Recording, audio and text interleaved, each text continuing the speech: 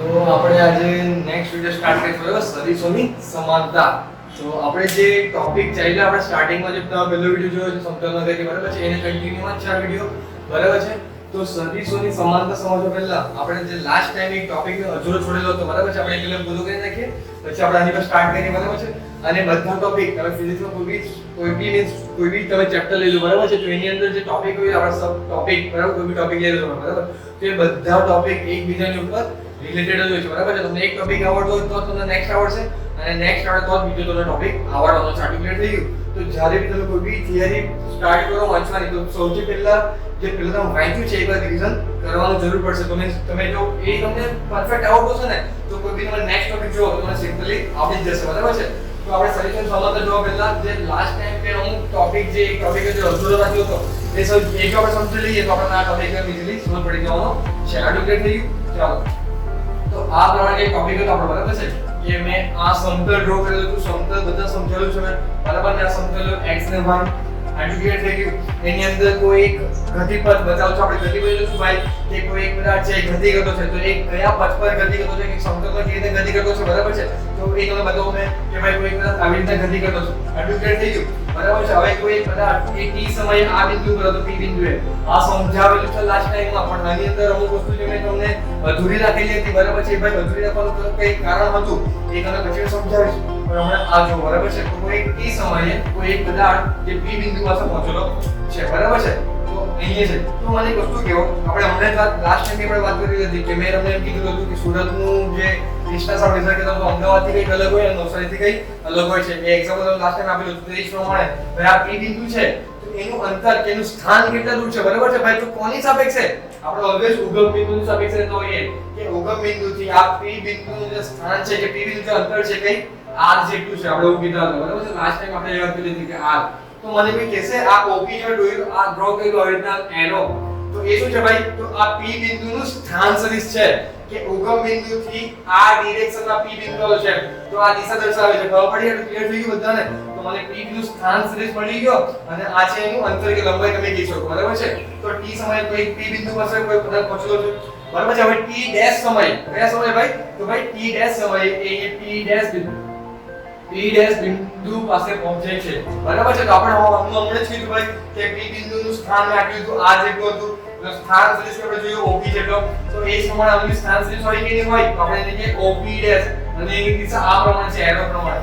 આટલું ક્લિયર થઈ ગયું. તો હવે આપણે સ્થાનાંતરની વાત કરી લીધી અગાઉની બરાબર છે અને લાસ્ટ વિડિયોમાં વાત કરી લીધી બરાબર. તો એમાં કંઈક આપણે એવું કીધા કે જ્યારે કોઈ પદાર્થ ભાઈ એક સ્થાન પરથી બીજા સ્થાન પર જાય એટલે એક બિંદુ પરથી આ એક બિંદુ પરથી આ બીજા બિંદુ પર આવે તો એને સ્થાનાંતર કરેલું કહેવાય. આટલું ક્લિયર થઈ ગયું. તો જુઓ આ એક બિંદુ એક પદાર્થ આ p બિંદુ પર હતો p બિંદુ પરથી p' પર આવ્યો બરાબર. તો સ્થાનાંતર કરેલું કહેવાય કે નહીં કહેવાય એને તો કહેવાય ને સ્થાનાંતર. તો આપણે અગાડી વાત કરી હતી કે જે સ્થાનાંતર છે ભાઈ એ કઈ રાશિ છે તો ભાઈ સ્થાનાંતર સદિશ રાશિ છે. અને સદિશ એટલે શું આપણે ખબર જ છે બરાબર. સદિશ એટલે શું ભાઈ કે જે દિશા પર આધાર રાખે છે. તો સ્થાનાંતર આપણે કઈ દિશામાં થયું જુઓ તો ભાઈ સ્થાનાંતર થયું આ દિશામાં.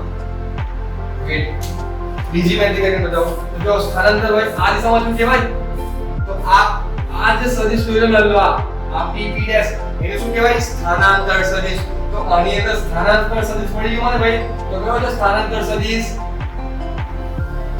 p dash. આટલું ક્લિયર થઈ ગયું બધાને બરાબર છે. આપણે લાસ્ટ ટાઈમ એક વસ્તુ જોઈ લીધી પદ લંબાઈ અને સ્થાનાંતરની.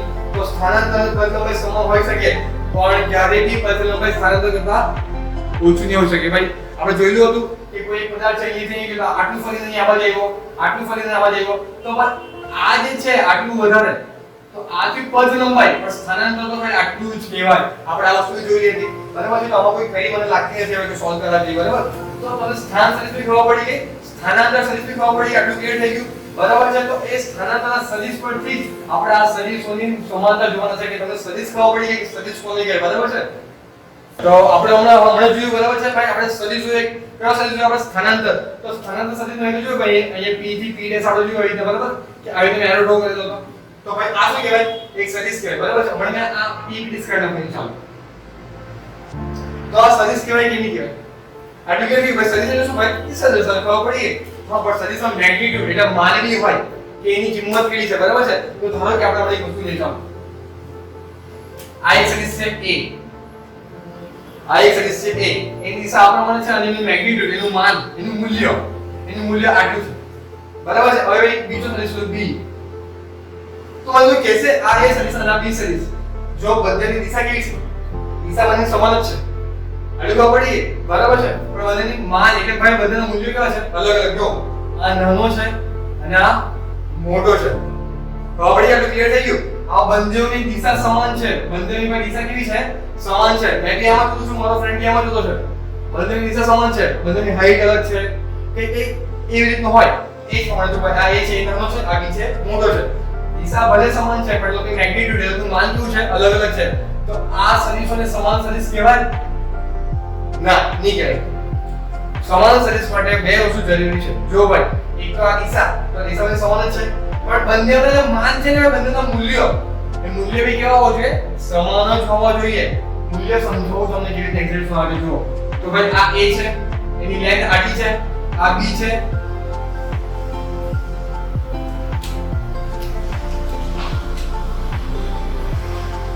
આ a છે, આ b છે.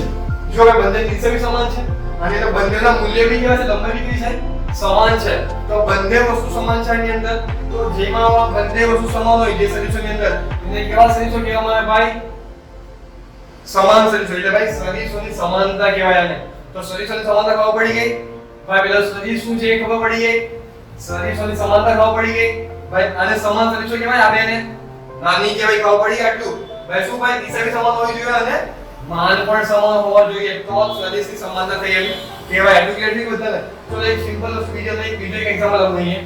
આ કોઈ સદિશ આ એંગલમાં છે. હવે રીતે આ a છે, આ b છે. બંનેના માન સમાન છે પણ દિશા જો બંનેની સમાન છે? ના, નથી.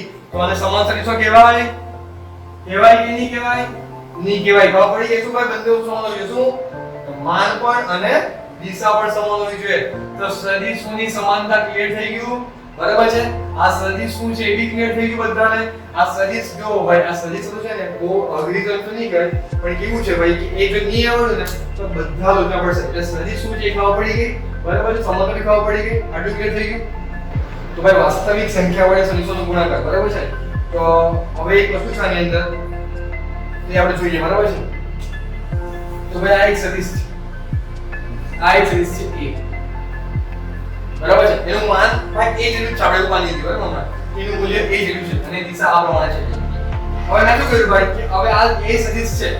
બરાબર. એને મેં 3 વડે ગુણું. કેટલા વડે ગુણું ભાઈ? 3 વડે ગુણું. તો થશે શું? ચલો એક વસ્તુ મને એક એક્ઝામ્પલ આપો. મેં તમને એક એક્ઝામ્પલ આપો અને આન્સર આપો. તમે માઇન્ડમાં આન્સર વિચારજો કે શું થાય એનું. બરાબર. મારી પાસે હમણાં 500 રૂપિયા છે. કેટલા રૂપિયા છે? 500 રૂપિયા. મારા પપ્પા મને 3 ગણા રૂપિયા આપે. કેટલા આપે? 3 ગણા રૂપિયા આપે. તો મારી પાસે કેટલા રૂપિયા થવાના? બરાબર છે. તો મારા કેટલા થવાના ભાઈ? મારી 500 રૂપિયા ઓલરેડી હતા. મે 500 ના 3 ગણા રૂપિયા મને આપ્યા. એટલે મારી પાસે કેટલા થયા? કેટલા થયા? 2000 રૂપિયા થયા. આટલું ક્લિયર થઈ ગયું. તો એ જ પ્રમાણે ભાઈ એની પાસે 4 એટલે એની પાસે કેટલા થઈ ગયા ભાઈ? 4 ગણા રૂપિયા થઈ ગયા. બરાબર છે. તો એ જ પ્રમાણે ધારો કે હવે આ a મારું માન મૂલ્ય છે a જેટલું. બરાબર. મારી પાસે અહીંયા એક સદિશ છે એનું મૂલ્ય a જેટલું છે. મેં હવે એને 3 ગણો કરી નાખું ભાઈ. કેટલો ગણો કરી નાખું એને? 3 ગણો કરી નાખું. એટલે મારે એને 3 ગુણવું પડે.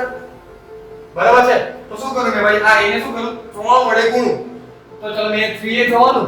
તો મને કોઈ કહેશે એનું મૂલ્ય પહેલા આટલું હતું. હવે મેં કીધું 3a જેટલું. તો એનું મૂલ્ય આટલું જ રહેવાનું કે થોડું ઘણું વધવાનું? વધવાનું ને. તો પહેલા આ હતું a. હવે આ 3a કે ભાઈ એના કરતા 3 ગણું થઈ જવાનું. હવે પડી આટલું ક્લિયર થઈ ગયું. તો આને કહેવાય ભાઈ વાસ્તવિક સંખ્યા વડે સદિશોનો ગુણાકાર. તો ભાઈ આ શું હતો ભાઈ? આ સદિશ હતો. આ સદિશને આ વાસ્તવિક સંખ્યા કહેવાય. આ 1 2 3 4 5 1.5 બધી સંખ્યા લઈ શકો.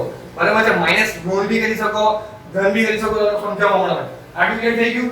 તમે કોઈ બી આ વાસ્તવિક સંખ્યા વડે ગુણો તો એનું મૂલ્ય એટલું જ બદલાવાનું. ભાઈ હવે તો કે 3 ગણું કર્યું તો આ સદિશ 3 ગણો થઈ જવાનો.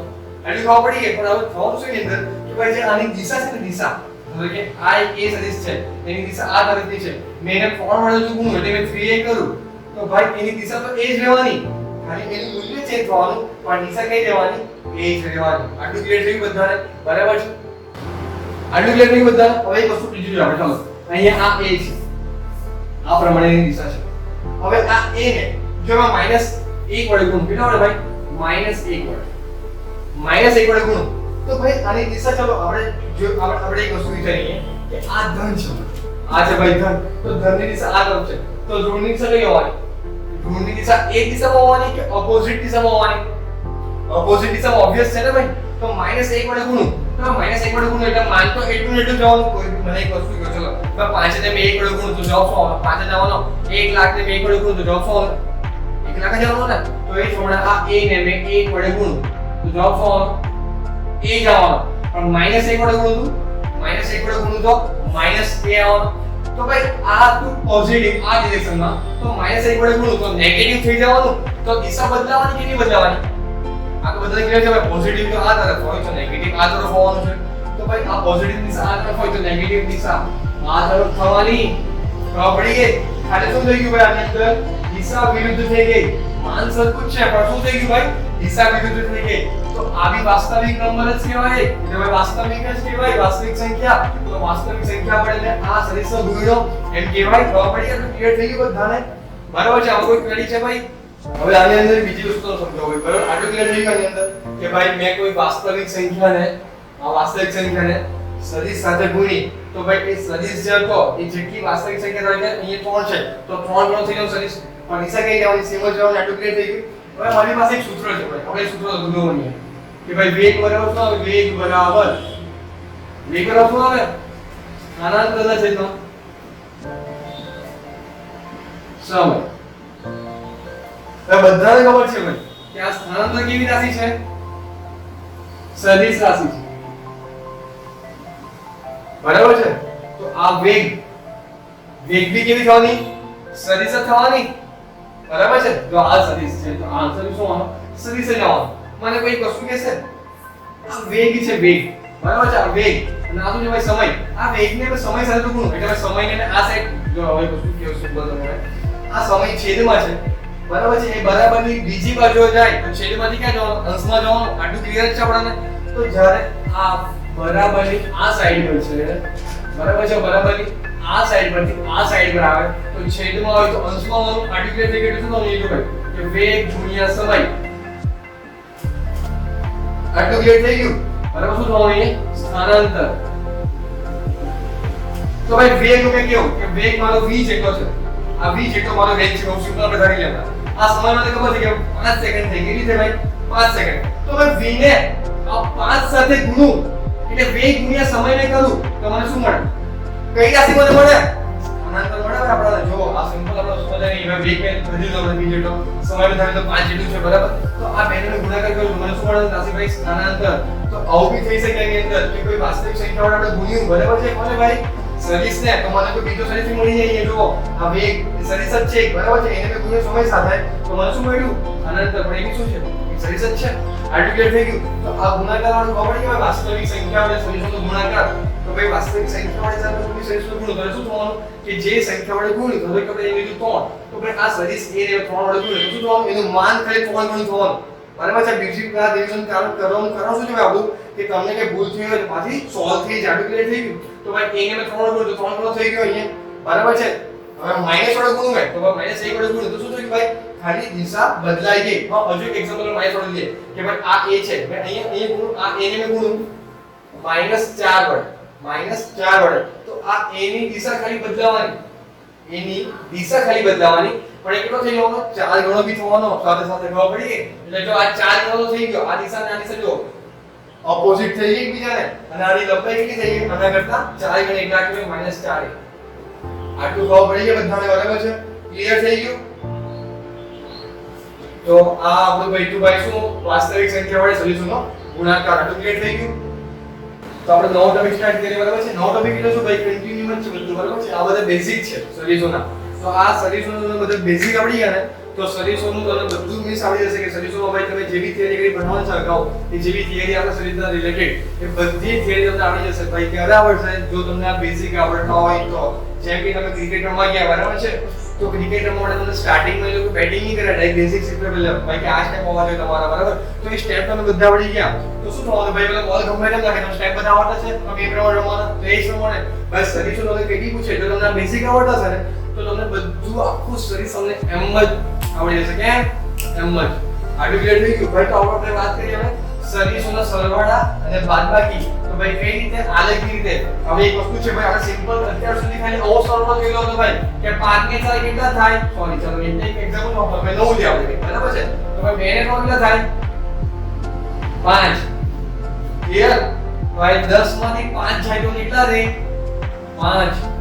તો આપણે આ જ પ્રમાણે સરવાળો કરતા હતા અને આ જ પ્રમાણે બાદબાકી કરતા હતા, બરાબર છે? હવે આપણે શું જોવાનું છે ભાઈ? તો ભાઈ સદિશોના સરવાળા અને બાદબાકી, તો એમાં બી કઈ છે નથી એટલું બધું, બરાબર છે? થોડીક મેથડ ખાલી અલગ છે, એ આપણે જોવાની છે. અને આપણે ઓલરેડી મેથડ જોઈ બી ગયેલા છે, બરાબર? તો સ્થાન વાળું સદિશ હોય ને, પહેલી થઈ આપણે સ્થાન સદિશ, અને સ્થાન સદિશ p નું p' માં થઈ ગયું તો સ્થાનાંતર થયું, તો સ્થાનાંતર સદિશ મને મળ્યો p p', બરાબર છે? તો એ એક મેથડ જ છે એની, આટલું ક્લિયર થઈ ગયું. તો એ આપણે મેથડ જોવાની છે અને તમને એ થિયરી વધારે ક્લિયર થશે આની પરથી. આટલું ક્લિયર થઈ ગયું બધાને? તો આ મેથડ છે ભાઈ સદિશોના સરવાળાની? ના, બરાબર છે? આ સિમ્પલ મેથડ આપણે અત્યાર સુધી જોતા હતા તે. હવે આપણે સદિશોના સરવાળાની મેથડ જોઈએ. આટલું ક્લિયર થઈ ગયું. તો સદિશ ધારીને મેં માઈન્ડમાં કેવું, બરાબર છે? સમતલ મને કેવું, સમતલ એટલે આપણે આવી જોવું જોઈએ x અને y પ્લેન. આપણે પણ સદિશની વાત કરું તો સદિશ એટલે આવું જોઈએ. જો કે ભાઈ આ a સદિશ છે, બરાબર? તો સાંભળો, હવે એવું જરૂરી નથી કે બધી ફેર આપણે આ દિશા હોય, બુકમાં જે પ્રમાણે દિશા આપી હોય તે પ્રમાણે આપણે લેવાની છે. પણ બુકની અંદર આ સરવાળા અને બાદબાકીમાં જે લોકો ઉદાહરણ આપે છે ને, એને તમે કઈ રીતે દિશા લઈ શકો? ભાઈ તમે આ દિશા લઈ શકો, આ દિશા લઈ શકો, તમારે જે દિશા લેવી હોય તે લઈ શકો છો, બરાબર છે? બરાબર. તો આપણે સદિશોની સરવાળા અને બાદબાકી જોઈએ. તો એની માટે બે મેથડ છે ભાઈ, સદિશોના સરવાળા અને બાદબાકી માટે, બરાબર છે? તો એ મેથડ કઈ છે આપણે જરા એની પર ધ્યાન આપી દઈએ. તો આપણે હાલમાં જ વાત કરી ભાઈ કે સદિશોના સરવાળાની રીત, બરાબર છે? તો એ બે રીત છે ભાઈ. તો કઈ ભાઈ? તો એક ત્રિકોણની રીત અને બીજી છે ચતુષ્કોણની રીત. આટલું ક્લિયર થઈ ગયું? તો ભાઈ એ બે રીતથી આપણે સદિશોનો સરવાળો કરી શકીએ ભાઈ. તો સદિશો જોઈએ આપણે, બરાબર છે? સદિશો પણ જોતા હતા, બરાબર છે? તો જો ભાઈ આ a સદિશ ધાર્યું કે આ કોઈ સદિશ છે a, બરાબર છે? આ કોઈ સદિશ છે b. પહેલા આપણે લઈએ ત્રિકોણની રીત. કઈ રીત ભાઈ? ત્રિકોણની રીત. તો ચાલો ત્રિકોણની રીતમાં શું કરવાનું છે આપણે ખબર ભાઈ? કે જો આપણે બે વસ્તુ પહેલા યાદ રાખવાની. તો આ સદિશોમાં શું દેખાય? જો તો ભાઈ આ એક એરો દેખાય, આ એક એરો દેખાય અને આ એક દેખાય. શું યાદ ભાઈ? એક લીટી દેખાય એમ કેવું, બરાબર છે? તો એવું બધું યાદ રાખતા કે આપણે સિમ્પલ વસ્તુ યાદ રાખીએ. મેં આને કીધું ગ્રીડ, એટલે શીર્ષ, બરાબર છે? મેં આ ભાગને કીધું ટેલ, એટલે પૂંછડી. ચાલે કે ચાલે? બરાબર છે? ચાલે ને? તમે બધું ચાલે. તો ભાઈ આ છે શીર્ષ અને આ છે પૂંછડી. આટલું ક્લિયર થઈ ગયું? તો આપણે શું કરીએ હવે? તો એ જ પ્રમાણે મને કોઈ કહેશે આની અંદર આ એ સદિશ શું થવાનું? આને શું કહેવાય? શીર્ષ કહેવાય, તો પૂંછડી કહેવાય. શું કહેવાય? પૂંછડી. તો લખી દો અહીં પૂંછડી. તો આને શું કહેવાય? શીર્ષ. બરાબર છે? હવે શું કરીએ ભાઈ આની અંદર? આ છે, મેં આ પહેલે કરું ત્રિકોણની રીત. ચલો આની બે રીત છે, બરાબર? બે રીત અહીં લખી દઉં. ચાલો તો ભાઈ ત્રિકોણની રીત, બીજી ચતુષ્કોણ. આપણે બે રીતની વાત કરી, બરાબર? હમણાં ભાઈ કઈ એક તો ત્રિકોણની રીત અને બીજી સમાંતર અને ચતુષ્કોણની રીત. આટલું ક્લિયર થઈ ગયું? તો મારી પાસે હાલમાં બે સદિશ છે ભાઈ, એક સદિશ a અને એક સદિશ b. આટલું ક્લિયર થઈ ગયું બધાને? આપણે એ વસ્તુ જોઈએ કે સદિશની અંદર એક પૂંછડી આવે અને એક આવે શીર્ષ, બરાબર છે? હવે પછી નહીં કે સર તમે બે શીર્ષ આવે કે ભાઈ ખોટો ટાઈમ પાસ નહીં કરવાનો. આપણે સિમ્પલ વસ્તુ યાદ રાખવાની કે એક શીર્ષ હોય અને એક પૂંછડી હોય. આટલું ક્લિયર થઈ ગયું? તો હવે આપણે લઈએ આની અંદર સરવાળો કરવા માટે આપણે લઈએ આપણે ત્રિકોણની રીત. કઈ રીતથી આપણે ત્રિકોણની રીત જો મેં લ્યો તો ત્રિકોણની રીતમાં આપણે કરવાનું શું ભાઈ કે કોઈ બી દિવસ આપણે શું કરવાનું? આ બે શીર્ષને ભેગા નથી કરવાના. શું કરવાનું? બે શીર્ષને ભેગા નથી કરવાના. શું કરવાનું આપણે કે ભાઈ એકનું શીર્ષ અને એકની પૂંછડી. તો ચાલો મેં અહીં જોજો આ એક, આ જો આ એ સદિશ છે, અહીં મેં એ સદિશ જોઈ રહ્યા સેમ જ છે, બરાબર છે? હવે એ સદિશના શીર્ષ સાથે આપણે શું કનેક્ટ કરવાનું? બી સદિશની પૂંછડી. તો જો આ બી સદિશની પૂંછડી કનેક્ટ કરી છે મેં. આટલું ક્લિયર થઈ ગયું? તો હવે જો હવે આમાં થયું શું? જો ભાઈ કે ભાઈ આ એ સદિશની શીર્ષ પર કનેક્શન આવી ગયું કોની સાથે? બી સદિશ સાથે. અને બી સદિશની પૂંછડી કનેક્શન આવી કોની સાથે? એ સદિશ સાથે. તો બચ્યું શું ભાઈ? આ બી સદિશનું શીર્ષ અને એ સદિશની પૂંછડી. તો એ બંનેને કનેક્ટ કરતી એક લાઈન ડ્રો કરવાની. તો મને આ એક લાઈન મળી. તો આ લાઈન શું છે? આ બંનેનું રિઝલ્ટન્ટ કોનું ભાઈ?